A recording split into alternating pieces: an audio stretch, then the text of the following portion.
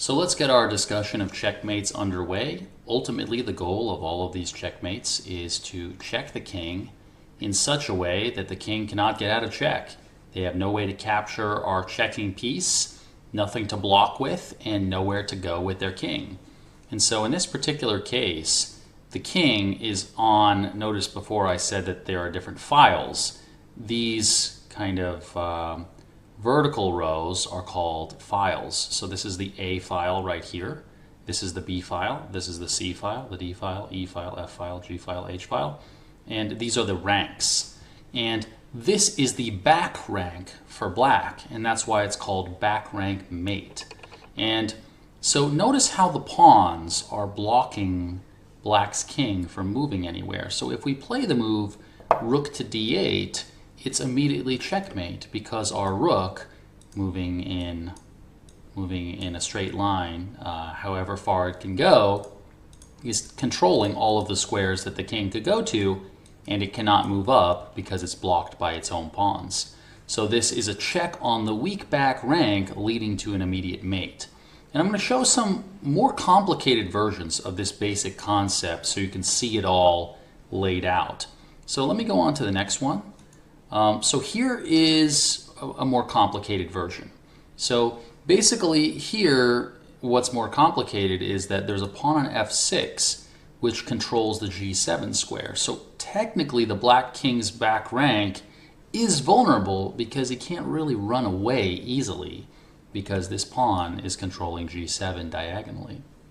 So white goes queen to h5, and this is a kind of a nifty move because I'm attacking the bishop, and notice that if the bishop moves back, then I have checkmate on h7. And it's checkmate because my knight, moving in the L shape, of course, is controlling defending the queen, controlling the square h7, and notice how the king has no way to escape the checks and cannot capture the queen. So this is a very simple checkmate in this case, but what I want to mention here is what happens after they take. So here we have a different form of mate known as a queen and pawn mate. Notice how the pawn is controlling the g7 square. So we're threatening queen to g7 mate. But here's the thing. If they go rook to g8 now, this looks like the obvious move. Now they're controlling the g7 square. They're preventing us from checkmating on g7. But now, by taking advantage of the weak back rank, we have a beautiful little sequence where we sacrifice our queen, and I know it's very hard to sacrifice your queen because the queen is the most valuable piece. So sacrificing a queen for a rook, which is about half as valuable, is difficult to do. But here, the important point to notice is after you sacrifice, look at the back rank. All of these squares can be controlled by the rook on d8. And the pawn on f6 is controlling the g7 square. So it means that the king has nowhere to go. The king can't move up. So we have kind of, you could say, an applied back rank mate. So here we go, rook to d8, and it's mate. f8, g8, h8, all of these squares are covered by the rook. And the g7 escape square, or running square, if you will, is covered by the pawn. So that's a nice case of a back rank mate. And what we're going to move on to is, well, after this one, we're going to move on to corridor mates. And a corridor mate is basically the same thing. This is where your back rank is weak, and the other one is where your side file is weak, you could say. So here's a really nice concept. Another beautiful concept, sacrificing our queen. So in this case, we can play the move queen to b2. And this is really shocking because our queen can just be captured by the rook. And normally we reject these moves. We go, oh, our queen's going to get captured. But notice, look at the back rank. The pawns are blocking the king, and we're trying to get this possibility of checking their king. If we can check their king and they can't block and they can't capture our piece, if they can't get out of the check, it's just checkmate. And their back rank is very vulnerable. So if they take on b2, now I'm going to take their rook. You see here, all they can do is throw their pieces at me while I checkmate them. Take, here, and I have a simple mate. So a very simple checkmate here. They have nothing that they can do to stop me. And what's also very nice is what if they bring their queen back to try to defend and try to stop the checkmate? Well, what I can do here is I can use my queen and my rook on the 7th rank to simply capture on f2. So you see the queen is defended by the rook, and the king has to move away because it's checked by the queen. So the king moves into the corner, and now I simply capture the g2 pawn, and it's checkmate. All of the squares are covered, no defense. So this is a really nice one. This is a really nice case of using the weak back rank, and that weak back rank is precisely why people often play moves like h2, h3 to give the king Luft, which is a German word for space, giving the king space to run to so it's not vulnerable and they don't have a weakness in the form of a back rank weakness.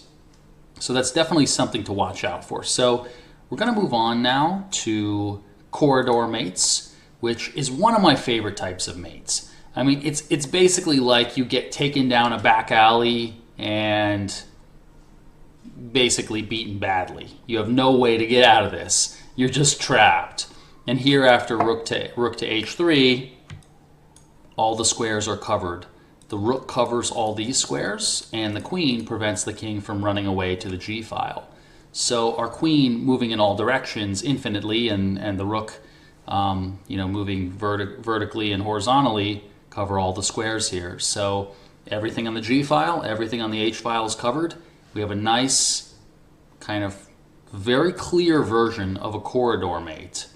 And it's basically like we trap them in a corridor, they've got nowhere to go, and that's the end.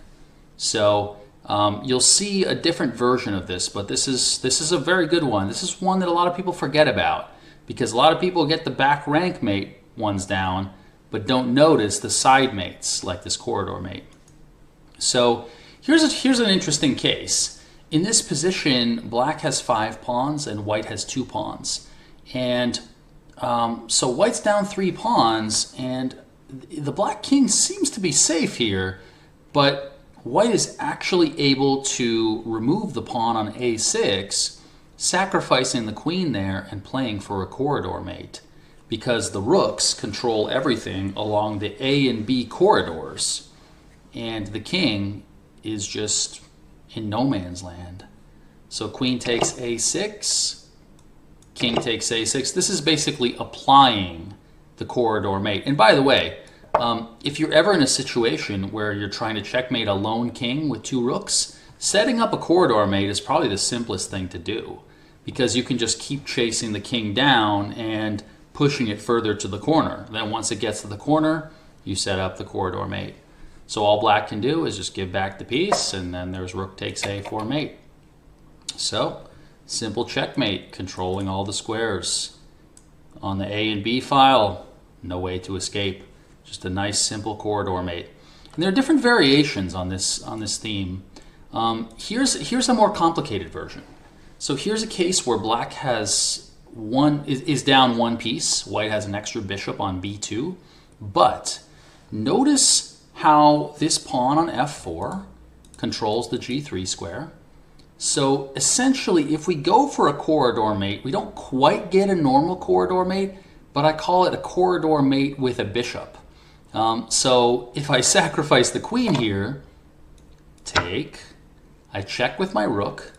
So notice how I have all the squares covered here.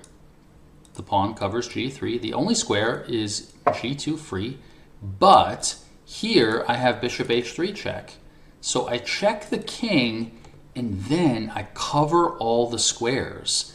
What we're trying to do when we checkmate kings, just like this, is we're trying to cover all the squares. We're trying to make sure all of the squares are attacked.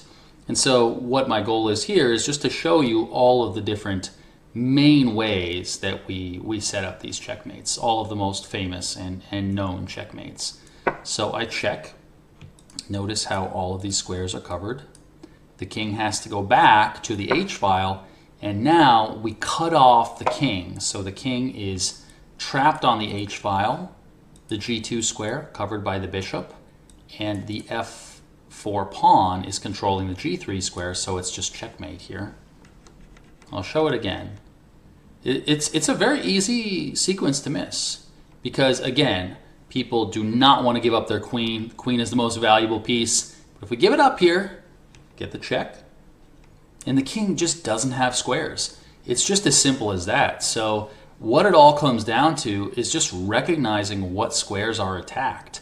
So the key point here is just to see more and more examples of these, and that's why I'm going to show you a bunch of them, because if you see the basic theme and the way to set up the theme, then you have a much greater chance of finding it. Just seeing more examples is really the key here. So let me go on to the next one. All right, so here we have kind of a variation on the corridor mate. And the variation is that our knight is covering these two squares. Remember, it's moving in this L shape. So I'm controlling g8 and I'm controlling g6, and the g7 pawn is blocking the king's escape. So what I do here is I just simply check, and it's a variation on the corridor mate. I've just basically trapped the king on the corridor. Has nowhere to go. Can't go here, can't go here. So it's just a done deal. So this is a very good mate to be aware of, and I think a lot of people can easily miss this. Let me show you a variation of this mate.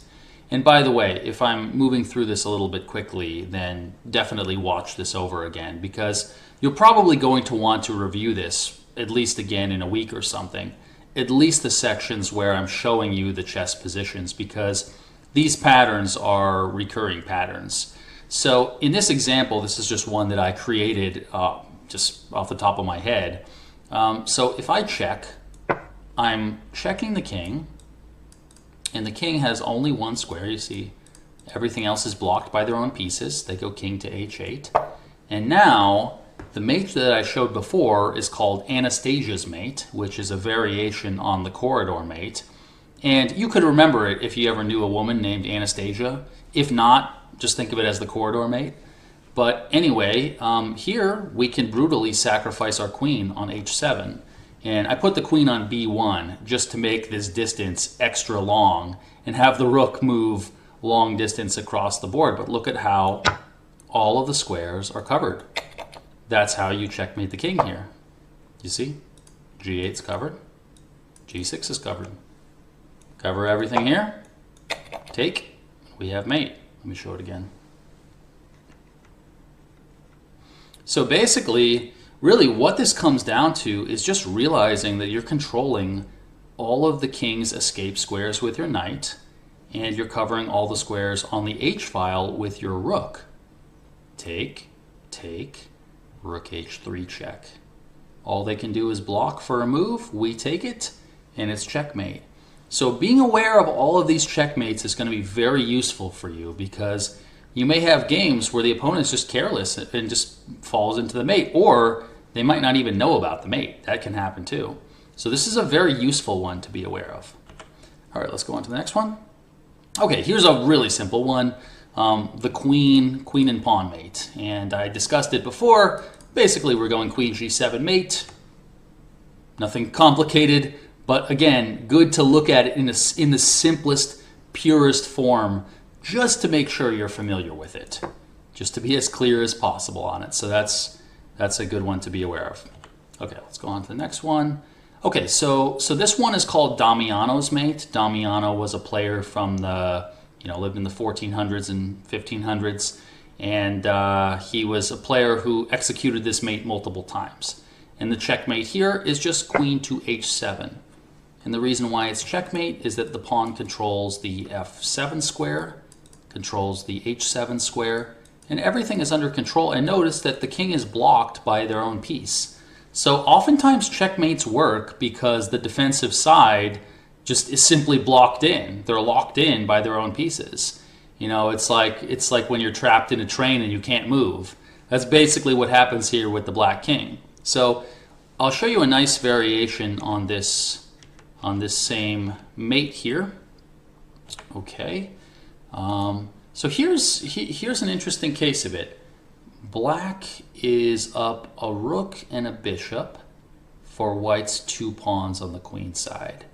But here, and I also want to make a point here, in terms of playing energetically and playing with force, to play with force here with white would mean to play for checks. Because when you're playing direct checks, they have to react to the check. And what we can do here to set up Damiano's mate is I don't want to check on c4 because then they can block the check with a piece. So I'm going to play rook h8 check. Here's the point. King takes h8. I have queen h4 check. And now if king to g8, I have queen h7 mate. I've sacrificed a rook with tempo, and when we say with tempo, we mean with time. So we're gaining time, we're doing it by force, and then we swing the queen over with check, and as I said, when the king is in check, they have to react to the check, so they move the king over, and then we have Damiano's mate. So this was just a case of setting up Damiano's mate, and it's not that difficult of a concept, but you know, when you've seen the mate, you have to see different ways to apply the mate, and then it's much easier to do it yourself. So with all of the common mates, you're going to want to see the most typical sorts of examples of executing them. All right, let's go on to the next one. Okay, here's one of my favorite ones, Grieco's mate. And this is a lot like a corridor mate because we're having the bishop control the g8 square. So here we just simply go queen h5, and notice how our queen is controlling h6, h7, and g8. And our bishop is preventing the king from escaping via g8 because we just simply control it. So everything is under control and white just wins on the spot. So queen h5 check is a nice execution of Grieco's mate. And I'll show you how I applied the idea during a game, just so you can see it in a kind of complicated form actually. So I had this position against a 2300 player, a FIDE master, and I must say my opponent was totally shocked when I executed this, when I played this. So I'll show you the sequence I played. Notice that my queen is attacked by their knight on f7, and my queen is undefended here, so it's not like I'm going to play bishop takes f7 and lose my queen on g5. So what I played here was I played rook takes f7. So I'm threatening mate here. They played rook takes f7. And now, here's where you see the value in knowing about Grieco's mate and being very familiar with that pattern.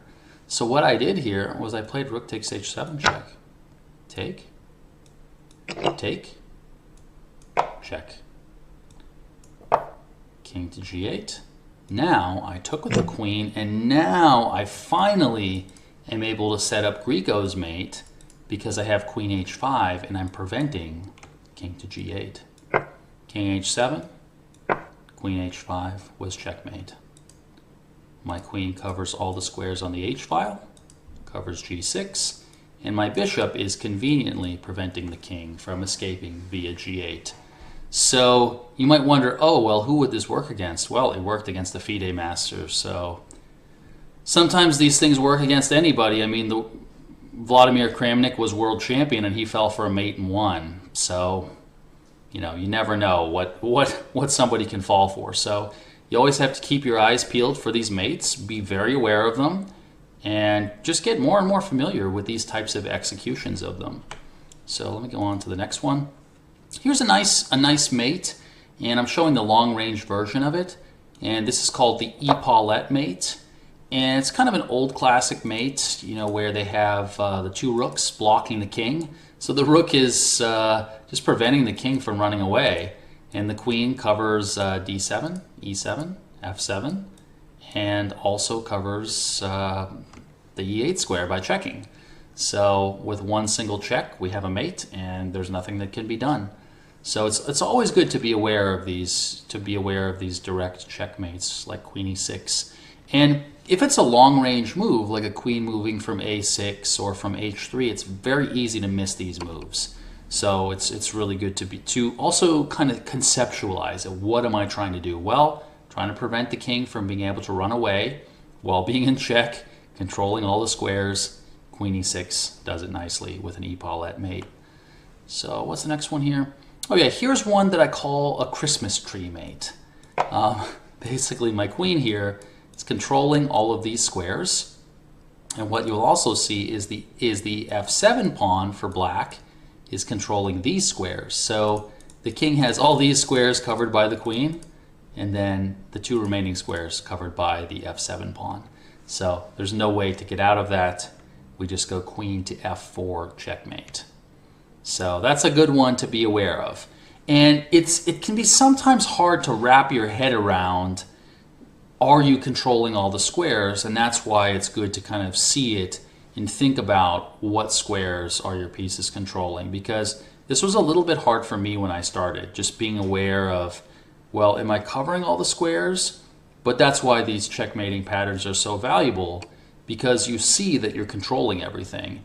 And after this, we're going to look at queen traps. And the queen traps are even, I would say, even more tricky, because you have to be aware that the queen is unable to move. So let's go on to the next one. Okay, so here's a classic, the smothered mate, where the knight just smothers the king, and the king is simply unable to move, blocked in by his own pieces. So this is the classic smothered mate. And during a game, you're almost never, rarely are going to get a clear-cut just knight f7 mate, but that's why you often will have to create it. So let me show you a typical example. Here's an example right here. So black has these rooks here. It looks like they're nearby, ready to defend. I play knight f7 check. So I'm checking the king. They must react. If they take with the rook, the problem is, look at their back rank. Their back rank now has no defense, so we can play for a back rank checkmate. All they can do is block and give up their rooks. We just take them with our queen, and we have a simple checkmate because they just can't get out of check, and we mated them on the back rank. But here's how we execute. Here's how we execute the smothered mate here. We get a double check. Double checks are very valuable to be aware of. I'm checking with the knight, and I'm checking with the queen. When you're double checking, the opponent always has to move their king, because they cannot remain in check after their move. So they have to move the king. And here, what we do is we decoy their rook with the excellent queen to g8 check. The first position I was ever quizzed on by a professional player was a smothered mate just like this. And it was almost insulting to my chess skill, because I've been playing for a couple years and they showed me this, but this is a good one to be aware of. This is a nice pattern to know, that we distract the rook from f8 to g8, so that now the king is trapped in the corner, and then we just smother that guy. Just can't get out. So yeah, he's suffocated. There's also a checkmate called a suffocation mate, where it's similar to this, where the king is just basically mated by a knight and is unable to get out of the checks. So let's go on to the next one. Okay, here's one that's very easy to miss. It's called the hook mate. And you have a hook that's supporting your f6 knight, and you play rook to e8 mate. And the point is, our rook is controlling d8, e8, f8, and all of the squares on the e file, e8, e7, e6. Our pawn controls d6 and f6, and our knight is controlling d7. This is a good pattern to commit to memory. And notice how the f7 pawn is blocking the black king from running away. So this is quite a valuable checkmating pattern that's really easy to miss. If you haven't seen it before, it's not that easy to realize it if you haven't seen it before, but that's exactly why I'm showing you the pure distilled version of it. So let's go on and look at some more of these. This one is called the Arabian mate, and this happens when you have a knight. I mean, there are different versions of it, but here's a typical one with a knight on f6, just supporting rook to h7 mate. And you see how the rook is defended, and the king is attacked on h8 and can't go to g8 either, because the knight covers that square too.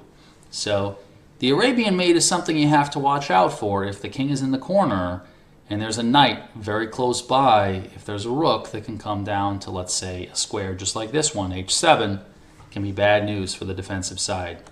So here's one which I think is good just from the perspective of being eye-opening. So in this position, the knights control a lot of squares. You know, you see the knight here controls this and this. The knight here controls e5 and g5. And the bishop on d2 controls f4. Knight on e4 is blocking. The h3 pawn is controlling g4. So notice how everything is controlled. So all we need is to check the king. If we can get one check in, it's checkmate. So we go g2, g4, and it's checkmate. And I think this might be shocking to some people because it might be kind of visually hard to appreciate that you're controlling all the squares. But just take a look again. Your knights control all of this. Everything else is defended. So these kinds of mates are sometimes ones that can be a little bit tricky to spot. But if you spot it and recognize it, you'll definitely catch on to realizing that all the squares are controlled. So it's a little tricky to see, but once you see it, you'll recognize it. So that's a nice one. I like this one quite a lot. Let's go on to the next one. Okay, so I wanted to show a couple of bishop checkmates. And here's a simple one. When you have two bishops against the king, just a lone king here, the simplest way to win is chase the king into the corner, either corner. You check. Notice how the bishop covers the f8 square. So we're just kind of slicing through the position. King has to go to the corner. We go bishop e5, checkmate. And you see how all the squares are covered, and the king covers the h7 square, so it can't move up. This is a nice thing to be aware of, because if the king is in the corner and there are bishops just kind of mowing them down this way, it can easily be a checkmate. So that's something to be aware of. One of the harder mates right here is called Boden's mate. And what's tricky about Boden's mate is that we have crisscrossing bishops that control all four squares to lead us to mate. See this? b8, c7, b7, c8. So we control all the squares with bishop a6 mate. Here and here. And notice how the d8 and d7 squares are occupied by pieces, so the king can't run to those squares. So this is a nice crisscrossing kind of power of the bishops. And I'll show an application of this same idea, but you're probably going to want to watch this a couple of times just to be really familiar with these types of things. And you may even want to set up a chessboard and just kind of play it out. So here's kind of a funny illustration of it. We're down a bishop for rook, and they also have an extra pawn. But what we have here, notice the black king has no squares. When you notice that the black king is cut off like this, you can see that they have potential king weakness problems. So it can be very difficult to defend this. And what you'll see here is there's the beautiful move, queen takes c6 check, which looks totally shocking because you think, I'm just losing my queen. They just take with the pawn. And you see your threatening mate on c7. Well, they don't have any move to block with, so we're just mating unless they capture it. But now we get to execute Boden's mate. The exact mating pattern that I showed you before. Here and here. And our bishops slice through the position, controlling all four of these squares. b7, c8, b8, c7. Just a nice simple checkmate there. So that works out perfectly. And let's see what else we have here. Okay, I'll show you a couple of cases of the escape square for the king, where a king tries to run away, but is covered. And what you can see here, you see the bishop covers the e7 square. So the king would like to run away, but it can't. So I check on h7. I have my rook and my queen attacking the king.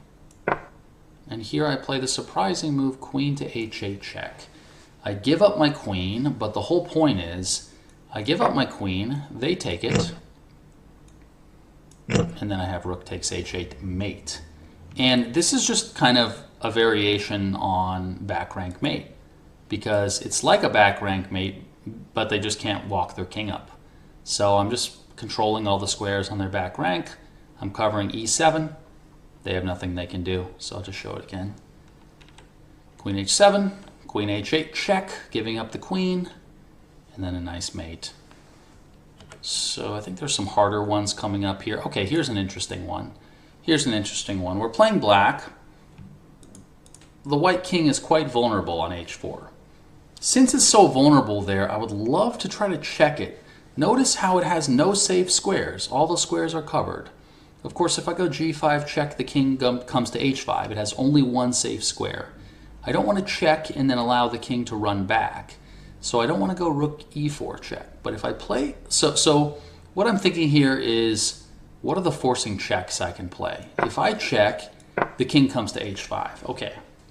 Important lesson here is, if I had one good check against that king, I would be checkmating.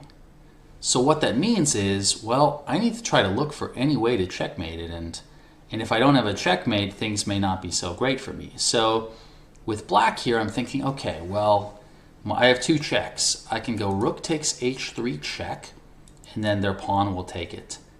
Or I can play bishop f3 check, and their pawn will take it. Well, I would love to check with my bishop, because then it would just be checkmate. And so what I can do is I can decoy or overload their g2 pawn. Take. And then here is a very nice case of checkmating with minimal force. I play bishop f3. You see all the squares are covered. All the squares are covered, and the king is just shot and killed. Nothing to do here. Bishop f3 is mate. So a nice case of all the squares being covered. The pawns cover everything, and the king covers everything over here. So a nice case of a straightforward checkmate, but we were forced to sacrifice our rook. For some people, this might be a hard move, but we're removing the defender of the f3 square, then checking with our bishop and mating. So let's go. This is a nice one too. I love this one. So here, there are 2 points. So the king has a pretty hefty role here of defending the queen. You know, the queen is the most valuable piece. So in this particular case, here's the thing. If I check the king will run away. And when the king runs away, I don't have a direct win. So what I want to do instead is I want to block the king's route, block the king's escape route. So I play the shocking check e5. Here's the point. White has only 2 ways to play. They can either take, okay, if they take with the king, then they lose their queen. And once they lose their queen, I'm just going to gobble up all the pawns and the game will be over, which is the easiest strategy in these types of positions. You know, like take, and I'm going to take here, and then I'm going to gobble this up, come back, gobble this up. I'm just going to go boop, boop, boop, boop. Just push the pawn all the way down, queen a new pawn. As I was saying before, when you have a position like this, you just run in. Okay, I don't even need to capture that pawn, but in a position like this, just to keep it really simple, just queen your pawn really, really quickly. You know, have your 2 queens and checkmate the king because they control so many squares. It's quite simple. So if I play e5, the point is I'm blocking the king's escape route. And blocking an escape route, kind of setting them up in a mating net, is a pretty advanced idea. But it can sometimes just be a one mover like this. And now, take a look. It's checkmate. My pawn on f5 controls these squares. My queen controls all of these. And the rest of the squares are blocked by their own pieces. So e5 is a fantastic blocking move, putting white's king in a mating net. D takes e5, queen d2, checkmate. So one of my personal favorite ideas. Okay, actually here's a really nice one.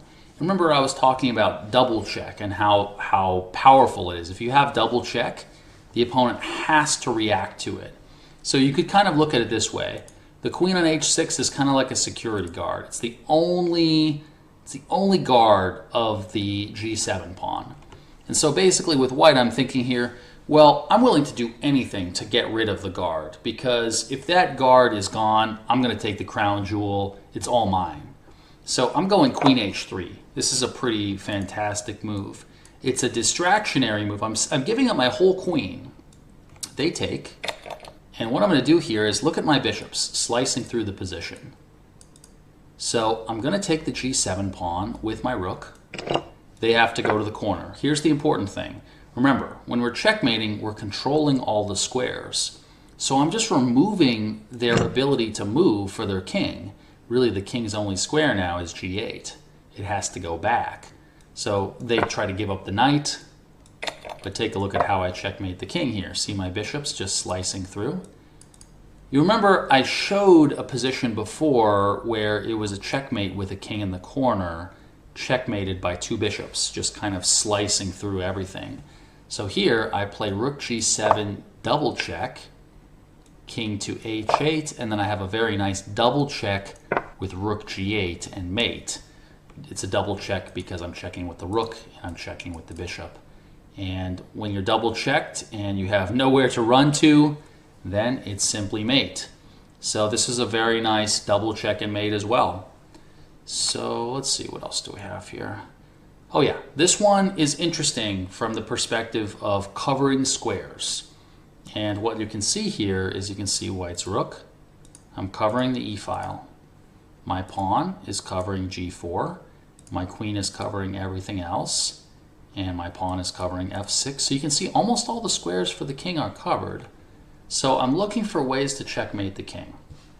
So I play knight to h4 check, that being one of my only checks. And take a look at the squares. Covered by my rook, the rook on e1. This is covered by my pawn on g5 and my queen. So all of these are covered. The pawn on h3 covers g4. They go king to f4. And here, it's a little surprising, but I have a checkmate with the simple g6 mate. And take a look at how all the squares are covered. Notice the coordination and the cooperation I have. I have my rook covering the e-file. I have my queen covering these diagonal squares. I have my knight covering f5 and f3. I have my pawn covering g3, and I have my other pawn covering g4. So I have 5 pieces working together to control all the squares of the black king. So that's a pretty amazing idea, but as you can see, sometimes chess just works that way. You checkmate the king like this, your pieces coordinate together, and as you can see, this is a good example of why we don't just attack with one piece, because there are a lot of squares to cover if the king is out in the open. So we need to be more exact than that. So I want to show a more complicated case. Here, I can try to play a queen and pawn mate by trying to sneak my queen in here. The only problem is that they have the nice move knight to e8 covering the g7 square. So in this case, I don't have a checkmate. So what I have to play instead is I have a very nice tricky idea, and I call this basically disrupting the lines of communication. I check with my knight. Okay, see how I'm checking the king. My h6 pawn is covering the g7 square, so the king must go away, must go into the corner. And now I have the fantastic move knight to e8. And remember, the point of knight e8 is that now if they take with the knight, I have chased the king away so that now the rook is not defended anymore, and I have a simple checkmate. It's again much like a back rank mate. So I've destroyed their lines of communication, and I've prevented their knight from defending. So if they take, I simply go queen check, and I have my queen and pawn mate. So it's a really, really nice case of preventing both of their ideas, preventing the knight capture and preventing the rook capture. So it just works out perfectly. If they move the king over, I will take their knight, and then I have my queen and pawn standard mate. So that works out perfectly as well. And here's the hardest one in the whole collection, but the basic idea is if you can't checkmate the king right away, like for instance in this case, if we check the king, what might happen is the king might just run away. And the problem is if the king runs away, then we aren't able to get a direct win. And we might just be down. I mean, here, for instance, we're down a rook. The opponent has an extra rook, so we have to be very careful about that. So what we do here is pretty much an amazing move. Basically, you know, it's like there's a home invasion here, and the king is just trying to run away. It's like, okay, I'm about to get robbed. I need to run away. Need to stay safe.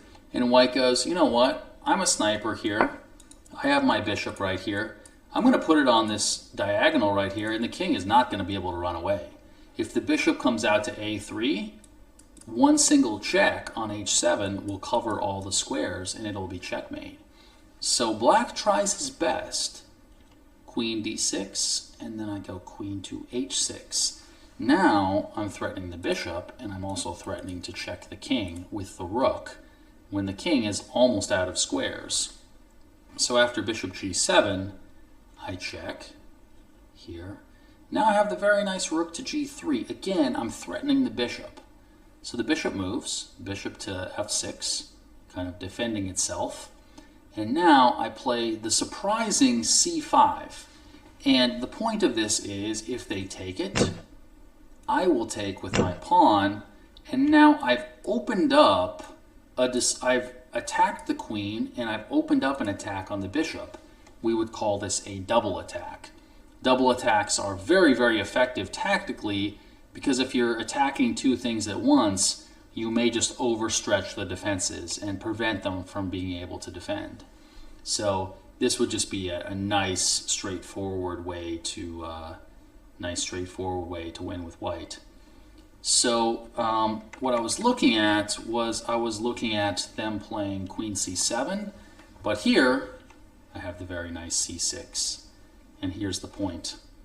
If they take it, what I get to do is I get to block the escape route. I'm blocking their ability to evacuate the building. Check. And if they block, now you can see they cannot run away. I can just checkmate like this. All the squares are covered. Everything's covered here. King has nowhere to go. So this is a really nice case of playing a really, I mean, what's shocking about this is we call this a quiet move. We're looking for the brutal captures, and then suddenly, I mean, most people, I guess, would go would take this pawn on h7 and let the king run away. But the important thing here is, if you don't have a mate, but you may have the possibility of trapping the king, if you can trap them in a mating net, in a checkmating net that they can't break out of, then a move like this, a pawn move on this side of the board, can be really, really effective. So a4 is a great move. So these are the positions on checkmating. I definitely recommend that you look them over multiple times. I think you should look these over, 2, 3, 4, even 4 times if you want to. But these are very valuable to kind of commit to memory, because these are the most common checkmates, and I sort of only learned them after I'd been playing for a little while. I kind of picked them up sort of randomly. I didn't learn them systematically and just kind of see them all. But the point is, we saw the mates with the queen. We saw the mates with the bishop. We saw the mates with the knight. We saw the smothered mate, suffocation mate, all these, the hook mate. We saw mates that occurred with all the pieces, with the rooks. So, when you see how all of the pieces can be in their element and shine in their strongest element, that gives you also some insight into how to use the pieces. So next we're going to move on to how to trap the queen, which is something almost nobody ever really thinks about.